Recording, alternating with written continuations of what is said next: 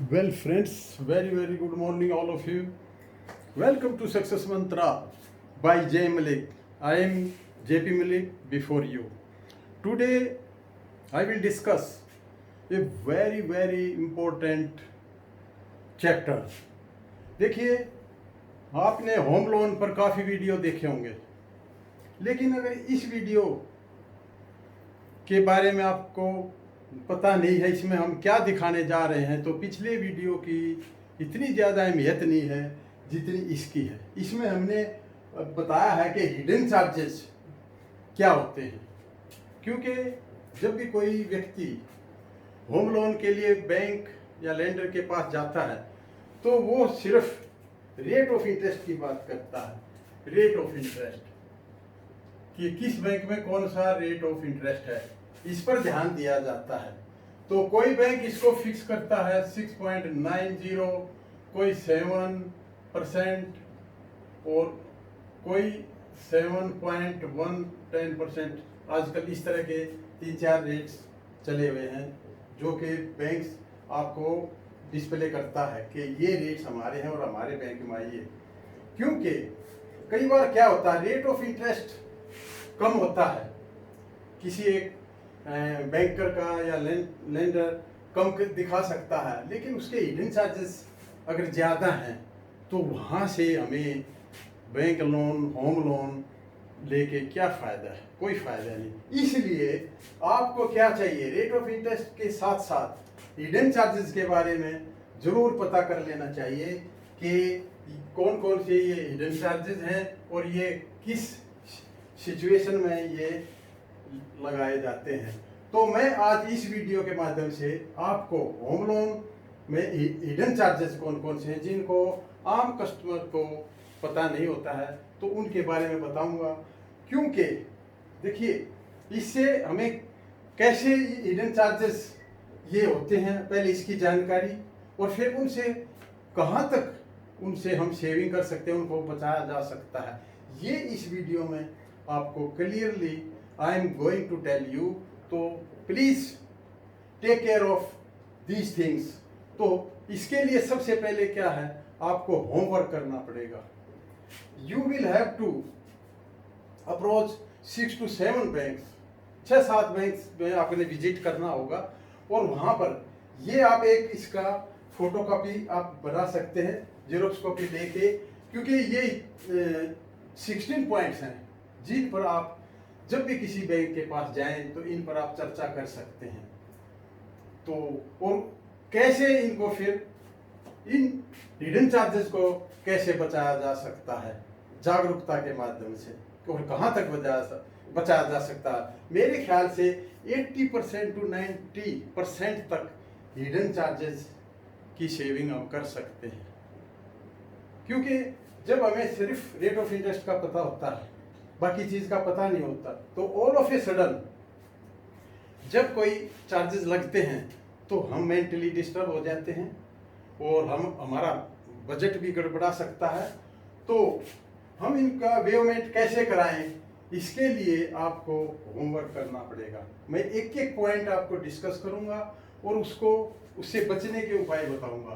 तो आपको मेन इसमें क्या है, आपको बैंक्स में जा करके आपको बार्गेनिंग करनी होगी, क्योंकि देखिए हर बैंक या लेंडर को अपना बिजनेस ग्रो कराना है, और वो एक हर बैंक का आपसी बहुत ही उनमें जो प्रतिस्पर्धा है वो है। तो वो चाहते हैं कि हमारे बैंक में कस्टमर आए, हर बैंक यही चाहता है, लेकिन हमें हिडन चार्जेस का पता होना चाहिए, क्योंकि बैंक ये कुछ छिपे हुए चार्जेस हैं जिनकी जानकारी नहीं होती, और बाद में फिर महसूस होता है कि हम कहते हैं, जो कस्टमर आता है कि कस्टमर बोलता है सर ये आपने पहले क्यों नहीं बताया, तो उनका जवाब होता है कि आपने पूछा नहीं और हमने समझा आपको इसकी समझ होगी।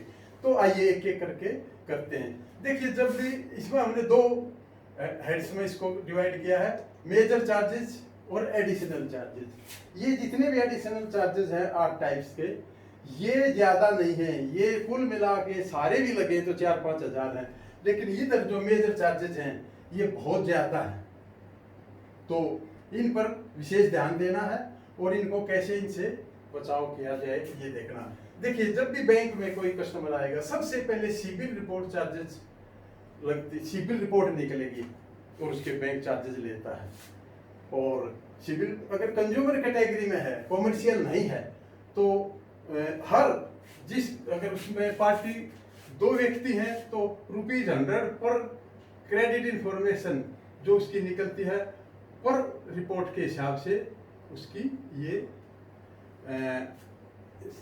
सिबिल रिपोर्ट चार्जेस लगेंगे। कॉमर्शियल है तो 500। और यहाँ पर मैंने देखा है कि कुछ बैंक ₹1100 टू ₹1700 तक भी सिबिल चार्जेस लेते हैं, इंक्लूडिंग जीएसटी है 18% जीएसटी। तो ये तो मिनिमम मैंने बताए हैं। तो ये जो है ये आपके ऊपर लगेंगे ही, इनका बचाव नहीं किया जा सकता। तो ये सिबिल रिपोर्ट है, क्योंकि कोई भी आपने कभी भी कोई लोन लिया है तो उसकी 4 एजेंसी होती हैं, उसकी रिपोर्टिंग हुई होती है। तो या तो सिबिल में होगी, या इक्विफैक्स में होगी, एक्सपेरियन में होगी, या CRIF। ये 4 एजेंसी RBI की हैं। इनमें कहीं न कहीं अगर कोई भी लोन लिया गया तो उसकी रिपोर्टिंग होती है। तो यहाँ पर वो रिपोर्ट निकालता है बैंक। जब भी कोई कस्टमर बैंक आता है तो उसकी रिपोर्टिंग सिबिल से निकलती है और सिबिल के हिसाब से वो चार्जेस लगाता है। तो एक तो चार्जेस ये है जो कि कस्टमर को इसकी जानकारी नहीं होती, लेकिन इनका बचाव भी नहीं है, ये देने ही पड़ेंगे। लेकिन इसमें आप ये पता कर सकते हैं कि बार्गेनिंग इसमें नहीं है, लेकिन आप पता कर सकते हैं कि किस बैंक के कितने चार्जेज है, उस हिसाब से उसी बैंक से आप लोन लें। दूसरा देखिए, प्रोसेसिंग फीस। प्रोसेसिंग फीस क्या होती है? प्रोसेसिंग फीस में आपको देखिए मार्केटिंग है, सेल्स कॉस्ट है, कई बैंक एजेंट रखते हैं उनकी फीस है, और इंस्पेक्शन कॉस्ट ये सारी होती है। जब भी कोई बैंक लोन लेने जाता है तो सबसे पहले मैनेजर उस साइट पर जाता है जिस प्लॉट, बिल्डिंग या फ्लैट पर वो लोन लेना चाहता है। तो ये सब खर्चे, बैंक के खर्चे मेंटेन करने के लिए प्रोसेसिंग फीस होती है, जो कि 0 to 5% to 1% of loan amount, जितना वो लोन सैंक्शन कराएंगे उसका इतना % तक, मैक्सिमम 20,000 अप्रोक्स, ये 20,000 तक लगभग ये बन जाता है। तो ये प्रोसेसिंग फीस ये कस्टमर के ऊपर, बोरोवर के ऊपर ये डाली जाती है।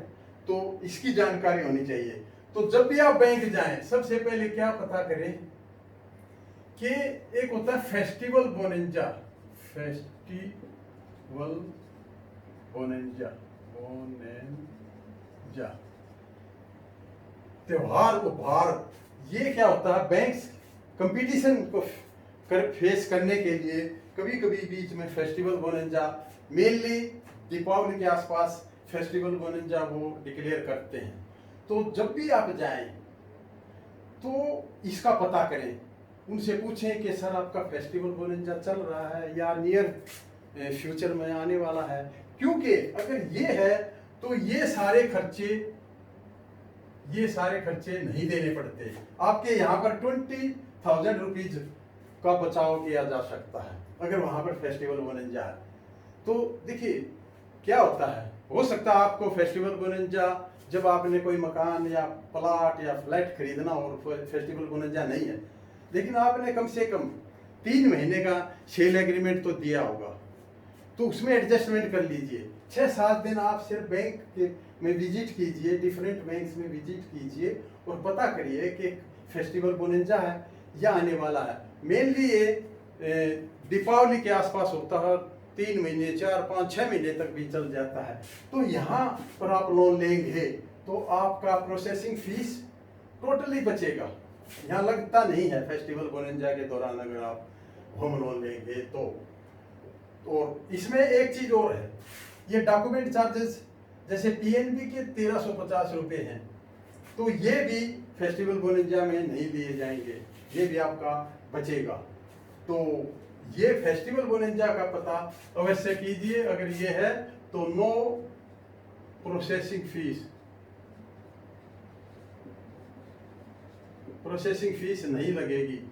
तो अब देखिए, लीगल फीस, प्रॉपर्टी का टेक्निकल और उसकी सिक्योरिटी के लिए बैंकों ने एडवोकेट रखे हुए हैं, अप्रूव्ड एडवोकेट होते हैं, और वो फीस लेते हैं। और इसी तरह फिर उसकी वैल्यू लगाई जाती है और उसकी फीस वैल्यूअर लेता है, वो भी बैंक की तरफ से अप्रूव्ड होता है। तो यहाँ पर देखिए 5,000 to 10,000 एडवोकेट लेता है, लगभग इतनी वैल्यूअर लेता है। तो यहाँ क्या करें, यहाँ पर अगर सर्कुलर के हिसाब से देखें तो यहाँ पर 2,000 रुपीज टू ₹4,000 के लगभग ये होती है। और इसमें वैल्यू ऑफ द प्रॉपर्टी पे भी डिपेंड करता है। तो ये 2,000 में भी आपका काम चल सकता है और 4,000 में भी।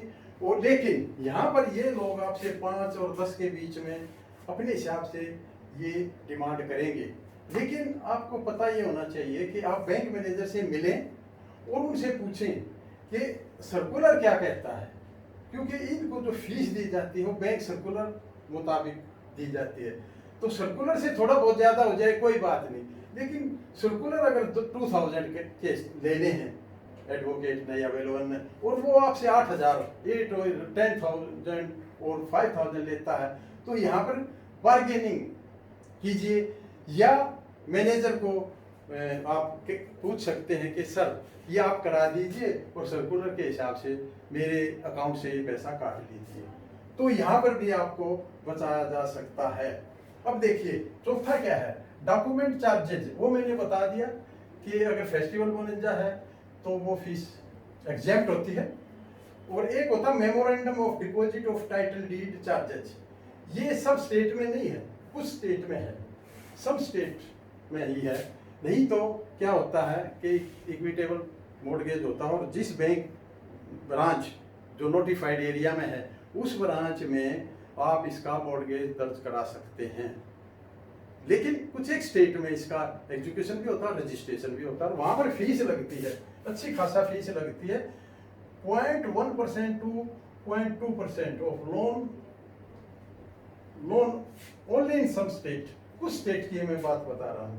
तो अगर आप ये पता कीजिए कि आपके यहाँ पर ये खर्चे हैं या नहीं हैं, क्योंकि अगर वही मॉर्गेज होता तो वही उसी ब्रांच में है, अगर वो नोटिफाइड एरिया में है और वहाँ उस स्टेट में नहीं है ये खर्चे, तो ये सारे एग्जेम्प्ट हैं, यहाँ पर खर्चे नहीं लगते हैं, तो टाइटल डीड जमा हो जाते हैं। और मान लिया सपोज किया आप रूरल ब्रांच गए और वो नोटिफाइड एरिया में नहीं है, लेकिन उसकी शहर नियर बाई शहर में अगर है, उस शहर से आप उसको मॉर्गेज वहाँ करा सकते हैं, खर्चा नहीं लगेगा। लेकिन कुछ एक स्टेट में, उस स्टेट का पता कर लीजिए जहाँ पर ये MOTD चार्जेस लगते हैं, वहाँ पर ये अच्छे खासे चार्जेस लगते हैं। तो इस सब का आप जानकारी, अवेयरनेस होनी चाहिए। तो ये था document charges and memorandum of deposit of title deed, क्योंकि ये सिक्योरिटी होती है बैंक की, और जो जिस प्रॉपर्टी पर आप लोन लेते हैं ये वहाँ पर मॉर्गेज होती है। तो इसके कुछ एक स्टेट में चार्जेस हैं, सब में नहीं है, ज़्यादातर में नहीं है। लेकिन डॉक्यूमेंट चार्जेस मैंने बताया वो आपके 1,500 के आसपास हैं। लेकिन अगर फेस्टिवल बोनस है तो वहाँ पर वो टोटल एग्जेम्प्ट है। अब देखिए टेक ओवर चार्जेज, नहीं पहले ये करते हैं repayment and foreclosure charges. Bank में जब भी जाएं सबसे पहले ये पता कीजिए कि अगर हम टेन्योर से पहले अगर पैसा जमा किया जाता है तो क्या प्री पेमेंट चार्जेस लगेंगे। क्योंकि देखिए कई बार क्या होता है, हम चाहते हैं कि हमारे पास सरप्लस फंड है, कोई ए ले रहा है, कोई और डीएस ले रहा है, या कोई और इनकम कहीं से भी आई है, तो हम एज पर EMI की बजाय हम उसमें ज़्यादा डिपॉजिट करना चाहते हैं, ज़्यादा रिपे करना चाहते हैं, तो उस केस में पेनल्टी नहीं लगनी चाहिए। लेकिन कुछ बैंक में 2% to 3% ऑफ आउटस्टैंडिंग अमाउंट का वो लगा देते हैं, तो ये पहले से पता कर लीजिए। और अगर यहाँ पर ये चार्जेस हैं तो इस बैंक ब्रांच से आपको लोन नहीं लेना है, क्योंकि ये चार्जेस हाई साइड हैं और इससे कोई फायदा नहीं। क्योंकि आप देखिए आपने चाहे 30 ईयर्स का आपने टेनोर रखा है, आप चाहे तो उसको 10 या 12 या 15 साल में उसको ख़त्म कर सकते हैं, और करना चाहिए। लंबा टेनोर ले सकते हैं लेकिन चलाना नहीं चाहिए, उससे ब्याज का बहुत भारी नुकसान होता है। तो ये था pre payment and foreclosure charges में। क्या ये ज़्यादातर बैंक ने इनको अभी वेव कर रखा है, नहीं लगते हैं, फिर भी पता कर लीजिए कि ये लगते हैं कि नहीं। अब देखिए टेक ओवर चार्जेस, आपने किसी बैंक से लोन लिया, 1-1.5 साल चलाया, तो आप उस बैंक से ही, जरूरी नहीं है कि आप उसी बैंक से इस लोन को चलते रहना दे। आपको क्या करना है कि आपको मार्केट सर्वे करें और वहाँ पता करें कि अगर सर मैं टेक ओवर अपना होम लोन कराऊं तो मुझे कितना रेट ऑफ इंटरेस्ट और कितने खर्चे पड़ेंगे, और वो ऐसे कस्टमर को बेनिफिट देते हैं, क्योंकि इस केस में उसके टोटल डॉक्यूमेंट्स की स्क्रूटनी हो चुकी होती है। तो बैंक ऐसे केसेस को अपने यहाँ टेक ओवर करके खुश रहते हैं। तो ये इसमें क्या है, इसमें भी पता कीजिए कि 1% 2% ऑफ आउटस्टैंडिंग लोन अमाउंट का कुछ एक बैंक चार्ज लेते हैं, टेक ओवर चार्जेस, लेकिन कुछ बैंक 2,500 टू 10,000, जैसे पीएनबी है, Punjab national bank at present 2,500 रुपये में टेक ओवर केसेस लेता है। तो इस चीज़ का आपको बैंक टू बैंक जाके सर्वे करना होगा, और ये लमसम ले लेते हैं, ये हायर होता है, इसलिए तो ये पता कीजिए, क्योंकि बैंक्स के अंदर भी टफ कंपटीशन है। तो इसलिए हर कोई चाहता है कि मेरा बिजनेस ग्रो हो। तो देखिए लोन आप लेने जाते हैं तो बैंक आपके ऊपर कोई एहसान नहीं करता है, बल्कि आप उसको बिजनेस दे रहे हैं, इसलिए आप इस सब का बार्गेनिंग कीजिए, पता कीजिए। और एक होता है switching fees for rate of interest. कई बार क्या होता है कि फिक्स्ड रेट ऑफ इंटरेस्ट आपने एग्रीमेंट में किया, लेकिन बाद में देखा कि आप फ्लोटिंग में उसको चेंज करना चाहते हैं तो करा सकते हैं। तो उसकी भी फीस है, तो ₹250 टू ₹1,000 फिक्स टू फ्लोटिंग अगर आपने करना है। ज़्यादातर फ्लोटिंग केस होते हैं।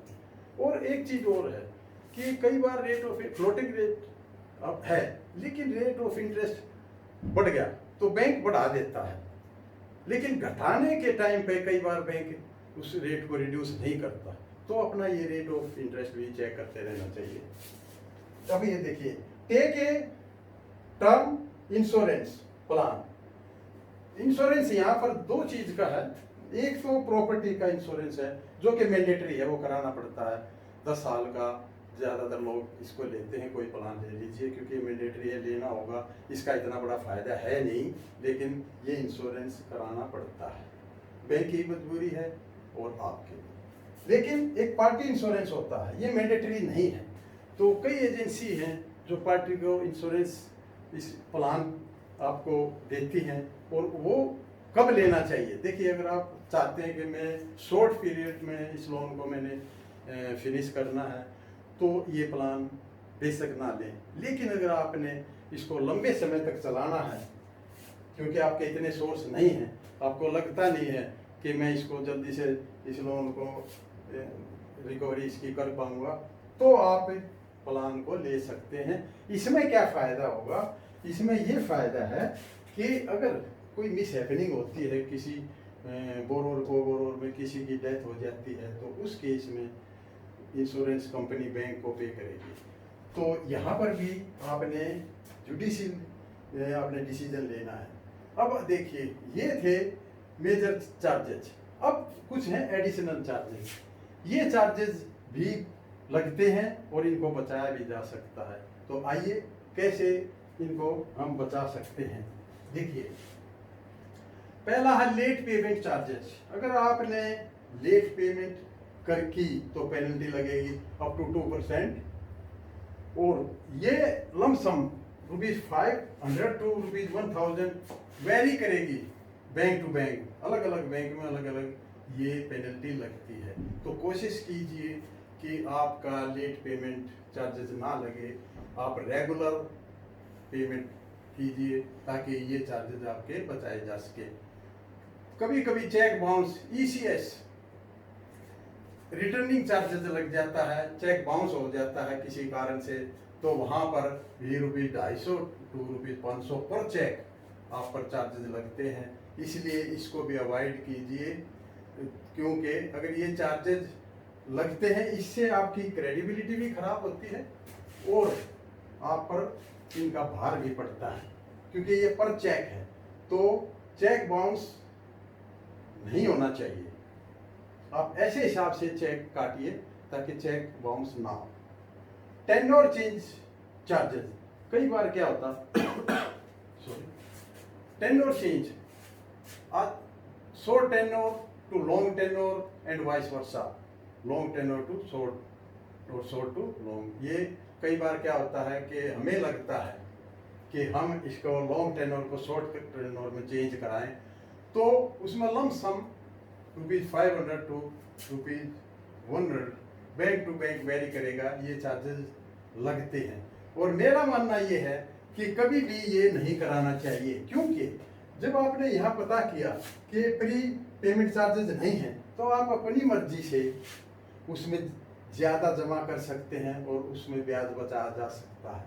तो टेन्योर चेंज कभी मत कराइए, क्योंकि बैंक को अगर आप कहेंगे तो वो चेंज तो करेगा, लेकिन चार्जेस अननेसेसरी चार्जेस लग जाएंगे, क्योंकि आपने यहाँ पता कर लिया कि प्रीपेमेंट चार्जेस हैं नहीं। तो आप रेगुलर अकाउंट्स को रखिए और उसके साथ साथ अगर ज़्यादा पैसा उसमें डालते हैं, कोई आपको एरियर मिलता है, कुछ और पैसा कहीं से आता है, तो आप जमा कर दीजिए, कोई फर्क नहीं पड़ेगा। लेकिन ये एप्लीकेशन मत डालिए कि short tenure to long tenure और या वाइस वर्सा, और ये पैसे आपको बैंक चार्ज कर ले, तो इससे भी बचाया जा सकता है।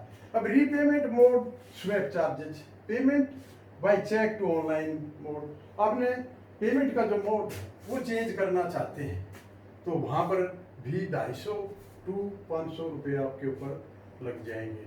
तो ये पहले से प्लान बनाइए और बजट रखिए ताकि इनसे भी बचा जा सके। अब स्टेटमेंट ऑफ अकाउंट चार्जेस, ये क्या, अगर ऑनलाइन आप स्टेटमेंट निकालते हैं तो इसका कोई चार्जेस नहीं है, लेकिन आप सिग्नेचर चाहते हैं और statement of account wanted with sign, तो लम सम 250 to ₹500 ये आपके ऊपर चार्जेस लगते हैं, क्योंकि आप इनकम टैक्स पर्पज के लिए हर साल आपको स्टेटमेंट ऑफ अकाउंट की जरूरत पड़ती है। तो इससे बचने के लिए इस खर्चे को कैसे बचाएं? आप जब भी बैंक से आपने लोन लिया है तभी आप एक लोन की पासबुक बनवाइए और उसमें रेगुलर एंट्री कीजिए, कराइए, तो उस केस में बैंक आपसे चार्ज नहीं करेगा और वो आपका स्टेटमेंट ऑफ अकाउंट का काम करेगा। तो ये खर्चे भी बचाए जा सकते हैं। अब डॉक्यूमेंट लिस्ट चार्जेज, हमें कहीं आगे कोई डील करनी है और हमें मालूम नहीं कि हमने कौन कौन से डॉक्यूमेंट बैंक में सबमिट किए हैं, तो वो लिस्ट हम निकलवाते हैं, तो वो लम सम बैंक चार्ज करता है ₹252 to 500। तो इसको कैसे बचाएं? आप लोन डॉक्यूमेंट सबमिट करने से पहले सभी की लिस्ट और डिटेल की सभी की फोटोकॉपी अपने पास रख लें, ताकि ये समय समय पर आपको जरूरत पड़े तो वो काम आए। तो यहाँ पर ये चार्जेस भी सेव हो जाएंगे। Copy of original document charges, अब हमें ओरिजिनल डॉक्यूमेंट की कॉपी चाहिए किसी डील में या किसी भी तरह, तो लम सम ₹2 और ₹3 पर पेज, हर पेज के हिसाब से बैंक चार्ज करेगा। इसका बचाव वही है कि आप ओरिजिनल डॉक्यूमेंट की या तो स्कैन या फिर उसकी पहले से कॉपी करके रखिए, ताकि ये चार्जेस भी बचाए जा सके। अब डॉक्यूमेंट रिट्रीवल चार्जेस, रिट्रीवल का मतलब है डॉक्यूमेंट जब अकाउंट बंद होगा तो हमें डॉक्यूमेंट चाहिए, वापस लेने हैं। तो इस केस में आपको क्या करना है कि पहले बैंक से पूछिए कि आपके डॉक्यूमेंट कहाँ पर डिपॉजिट होते हैं, आपकी कोई डिपॉजिटरी तो नहीं है। कई बार क्या होता है, दिल्ली में लोन होता है और कोलकाता में जाके उसकी डिपॉजिटरी होती है, तो वहाँ से वो डॉक्यूमेंट आएंगे, कुरियर के खर्चे हैं, वो सब आपके ऊपर लगेंगे। इसलिए पहले पूछ लीजिए जिस ब्रांच से, आप कोशिश कीजिए उसी ब्रांच से लोन लीजिए जहाँ पर डॉक्यूमेंट उसी ब्रांच में डिपॉजिट होते हैं। ताकि कोई खर्चा ना पड़े। तो ये सब हिडन चार्जेज हैं जिनको हम 80% टू 90% तक हम इनको सेव कर सकते हैं। तो फ्रेंड्स, जागरूक बनिए, सतर्क रहिए, ये आरबीआई भी कहता है। तो ये आज का बहुत इंपॉर्टेंट होम लोन के विषय में हिडन चार्जेस के बारे में ये चैप्टर था। तो I think it is okay. Have a nice day, take care of your health.